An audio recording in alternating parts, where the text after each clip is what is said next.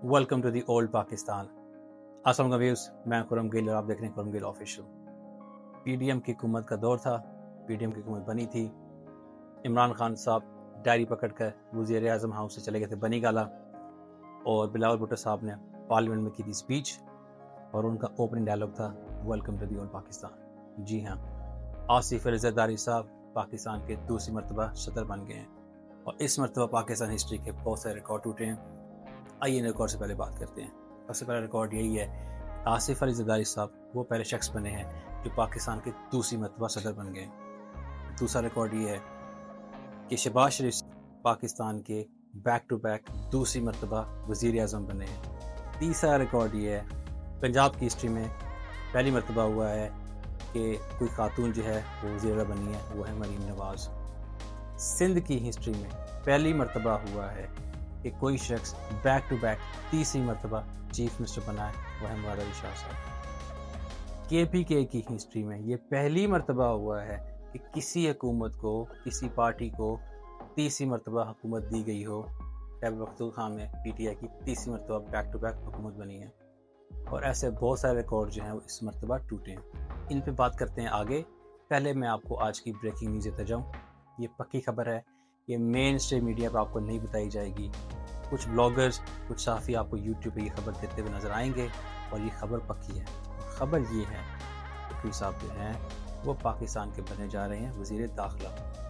सवाल ये नहीं है कि वो वज़ीर दाखिला बने जा रहे हैं, सवाल ये है उन पर इतनी मेहरबानी की जा रही है। ये वही नकवी साहब हैं जो पंजाब के निगरान वज़ीर आला थे, अब वो पीसीबी के चेयरमैन हैं। जब पीटीआई ने अपनी हुकूमतें ख़त्म की थी, ये निगरान वज़ीर आला बने थे। इन्होंने तशद्दुद किया पीटीआई के वोटर्स पे, पीटीआई के सपोर्टर्स पे, पीटीआई की लीडरशिप को ज़्यादा कोप किया, जेलों में डाला, जुल्म और ज़्यादती की उनके साथ, और उसकी जो है अब उनको रिवॉर्ड दिया जा रहा है। जो हमारी इस्टेब्लिशमेंट की लीडरशिप है वो इनसे बहुत खुश हैं, और उनके मुताबिक की जाना वेल डन जॉब, और उसका उनको रिवॉर्ड दिया जा रहा है। और रिवॉर्ड ये है कि वो पाकिस्तान के वज़ीर दाखिला बनने जा रहे हैं। दूसरी बड़ी वजह उनके वज़ीर दाखिला बनने की ये है, आसिफ अली ज़रदारी साहब और शहबाज शरीफ साहब भी इनसे बहुत खुश हैं, बहुत मुतमिन हैं, और वो चाहते थे कि वो कैबिनेट का हिस्सा बने।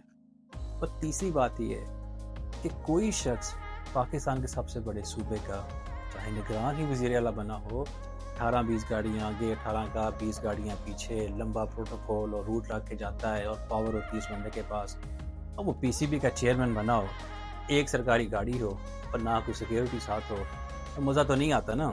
ना कोई रूट लगता है, ना कोई पावर है, ना कोई आगे पीछे आपके बंदे घूम रहे हैं। तो उनको भी वो साथ वापस चाहिए था, इसलिए वो भी जो है कोशिश कर रहे थे कि कैबिनेट का हिस्सा बने, उनको कोई बड़ी वजारत मिले, और वो वज़ीर दाखिला बनने जा रहे हैं। पीटीआई का बड़ा सख्त रद्द-ए-अमल आया इस पर। असद कैसर साहब ने एक इंटरव्यू में बात की है, और उन्होंने ये कहा है कि अगर नकवी साहब को आप वज़ीर दाखिला बनाने जा रहे हैं, कैबिनेट का हिस्सा बनाने जा रहे हैं, और दूसरी तरफ आप जब मुफाहमत की बात कर रहे हैं और आके कह रहे हैं कि हमारे टेबल पर बैठे हैं, तो टेबल पे किस लिए बैठे हैं? आप जिस शख्स ने हमारे पे इतना जुल्म और ज्यादती की, और उनके बड़े सख्त हैं रिजर्वेशन इनके खिलाफ, और ये कह रहे हैं कि आप इनको आप वज़ीर दाखिला बनाने जा रहे हैं, तो ये कैसे मुफाहमत होगी? और उनका ये भी कहना है अगर ये वज़ीर दाखिला बने तो पीटीआई बड़ा एक सख्त रद्द-ए-अमल देगी, और इस कमज़ोर हुकूमत को वो चलने नहीं देगी। अब देखते हैं आगे क्या होता है, लेकिन ये पक्की खबर है कि नकवी साहब जो हैं वो पाकिस्तान के वज़ीर दाखिला बनने जा रहे हैं। आइए बढ़ते हैं अगली खबर की तरफ। IMF डू मोर का मुतालबा करने जा रहा है पाकिस्तान हुकूमत से और पीडीएम से। मैं बारहा आपको अपनी वीडियोस में मैं आपको ये बता चुका हूँ कि जब कमज़ोर तरीन हुकूमत जाती है IMF के पास, और इस तरह की बुरी इकॉनमी को लेके जाती है IMF के पास, तो वो आपके सामने सख्त शराइत रखते हैं, वो आपसे डू मोर का मुतालबा करते हैं, और आपको वो शराइत माननी पड़ेंगी। वो आपको जो पैसे हैं वो पीनट्स देंगे, और उसके जो हैं एवज आपसे से सख्त जो है शराइत मनवाएंगे। IMF जब भी ये कोई आपको लोन देता है, या आप IMF के प्रोग्राम में जाते हैं, सबसे पहला काम वो ये करता है कि आपको सब्सिडीज नहीं देने देता बजट, तो सब्सिडीज तो नहीं मिलने वाली इस बजट में। और दूसरी बात ये कि जब भी आप IMF के प्रोग्राम में जाते हैं, तो सबसे पहला काम जो IMF आपसे करवाता है वो ये कि आपकी करेंसी की एक्चुअल वैल्यू निकालता है, और आपको अपनी जो करेंसी आपको एक्चुअल वैल्यू पे लेके आना पड़ता है, विच मीन्स कि पाकिस्तान रुपी जो है वो डी वैल्यू भी होगा। 1 रुपये हो, या 5% हो, या 10% हो, जितना डी वैल्यू होगा اس سے ڈبل مہنگائی آئے گی۔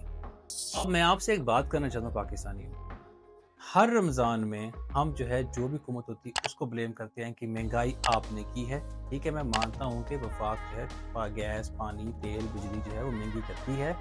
میں یہ بھی مانتا ہوں کہ جو پرائس ہائیک ہوتی ہے اس کو کنٹرول کرنا بھی حکومت کا کام ہوتا ہے، لیکن آپ مجھے یہ بتائیں کہ پرائس ہائیک کرتا کون ہے؟ ہم پاکستانی کرتے ہیں نا، ہم دکانداری کرتے ہیں نا۔ آپ مجھے یہ بتائیں، اگر ایک سبزی والا جو ہے 1 روپے ٹماٹر مہنگا کرے گا، تو جب وہ خود سبزی لینے جائے گا، جب وہ خود پیاز، مرچیں، دھنیا سب لینے جائے گا، ضرورت اشیاء لینے جائے گا، اس کو 10 روپے مہنگی ملے گی۔ تو یہ پاکستانیوں پہلے ہمیں جو ہے اپنے آپ کو ٹھیک کرنا پڑے گا۔ آپ کو میں اگزامپل دیتا ہوں، نان مسلم کنٹریز میں کیا ہوتا ہے مسلمانوں کے لیے رمضان میں۔ کیا آپ کو پتا ہے کہ یو کے میں کتنے سخت ٹریفک لاز ہیں؟ وہاں کا پرائم منسٹر بھی جو ہے نا وہ ٹریفک توڑنے کی جو ہے نا وہ جرت نہیں کر سکتا۔ اس ملک میں رمضان میں مسلمانوں کے لیے ٹریفک لاز جو ہیں وہ فلیکسیبل کر دیے جاتے ہیں۔ اور ہوتا کیا ہے، اگر کوئی مسلمان روزے کی حالت میں ہے، اگر وہ کوئی سگنل توڑ دیتا ہے یا اوور سپیڈنگ کرتا ہے تو پولیس جو ہے اس کو فائن نہیں کرتی، اس کو جانے دیتے ہیں۔ تو یہ نان مسلم کنٹریز میں مسلمانوں کے لیے رمضان میں کیا جاتا ہے۔ اور ہم لوگ کیا کرتے ہیں اپنے ملک میں، ہم خود جو ہے ضرورت اشیاء کی چیزیں ان کی پرائسز بڑھاتے ہیں اور بلیم کرتے ہیں کہ اس کو حکومت کو۔ جو میرے ویورز یہ ویڈیو دیکھ رہے ہیں، آج آپ نے اپنے گھر والوں کو، اپنے رشتہ داروں کو، فیملی فرینڈس کو، سب کو بولنا ہے کہ اس رمضان میں اگر آپ 2 روپے منافع کماتے ہیں، آپ 1 روپے منافع کما لیں، اس رمضان میں وہ 1 روپے بھی جو ہے وہ آپ کو 10 روپے کا منافع دے گا، اور جو ہے پرائس کو کم سے کم رکھیں۔ پاکستان کی ہر جماعت جو ہے وہ اس وقت حکومت میں ہے، چاہے وہ پاکستان پیپلز پارٹی ہو، چاہے وہ PMLN ہو، چاہے وہ PTI ہو۔ مسلم لیگ نون کو پنجاب میں کلیئر مینڈیٹ ملا ہوا ہے، پاکستان پیپلز پارٹی کو سندھ میں کلیئر مینڈیٹ ملا ہوا ہے، PTI کو KPK میں کلیئر مینڈیٹ ملا ہوا ہے۔ ہمارے جو صدر ہیں وہ کس کے ہیں؟ پیپلز پارٹی کے ہیں۔ پرائم منسٹر کس کے ہیں؟ مسلم لیگ نون کے ہیں۔ ٹھیک ہے، PTI کو وفاق میں حکومت نہیں ملی، لیکن سب جماعتوں کے پاس حکومتیں تو اپنے اپنے صوبوں میں ہیں نا۔ اور آپ یہ جو حکومتیں ہیں، یہ پارٹیز جو ہیں، یہ بلیم نہیں کر سکتی جو ہر مرتبہ ہوتا ہے کہ پچھلے والی جو حکومت تھی جی وہ سب چوری کر کے لے گئی، پیسہ لے گئی، سارے پروجیکٹ بند کر دیے۔ یہ تو نہیں کہہ سکتے نا، پچھلی حکومتیں بھی ان کی تھی، اس سے پچھلی حکومتیں بھی ان کی تھیں۔ اب وقت آیا ڈیلیور کرنے کا۔ اب ان کو بیٹھنا چاہیے اور یہ سوچنا چاہیے، ہم یہ ایکسکیوز نہیں دے سکتے کہ ہمارے کلیئر مینڈیٹ نہیں ہے، ہم یہ ایکسکیوز نہیں دے سکتے کہ ہمیں کام نہیں کرنے دیا جا رہا ہے۔ آپ سب پارٹیز کے پاس اپنے اپنے صوبے کی حکومت ہے، آپ کو اب ڈیلیور کرنا پڑے گا، اور یہ ڈیلیور کرنے کی کوشش بھی کر رہے ہیں۔ میں دیکھ رہا ہوں کہ مریم نواز جو ہیں وہ ہاتھ پاؤں مار رہی ہیں، وہ میٹنگز کر رہی ہیں، لیکن ان میٹنگز کا کوئی فروٹفل نتیجہ بھی نکلنا چاہیے۔ سندھ میں بھی کوششیں جاری ہیں، اور خیبر پختونخوا میں تو آپ کو پتا ہے کہ علی امین گنڈا پور جو ہیں وہ بہت سیریس ہیں، اور بیوروکریسی کو آلریڈی وارننگ دی ہوئی ہے، اور رمضان پیکج بھی، یہ سب کے سب جو ہیں وہ پارٹیز اپنے صوبوں میں اناؤنس کر رہی ہیں۔ PTI نے جو اناؤنس کیا رمضان پیکج وہ یہ ہے کہ وہ ہر خاندان کو 10,000 روپیہ دے رہے ہیں۔ پنجاب میں بھی کوشش کی جا رہی ہے کہ پورا ایک رمضان پیکج جو ہے وہ گھروں میں ڈیلیور کیا جائے۔ ایسا کوئی سملر پیکج ہے وہ سندھ بھی انٹروڈیوس کر رہا ہے۔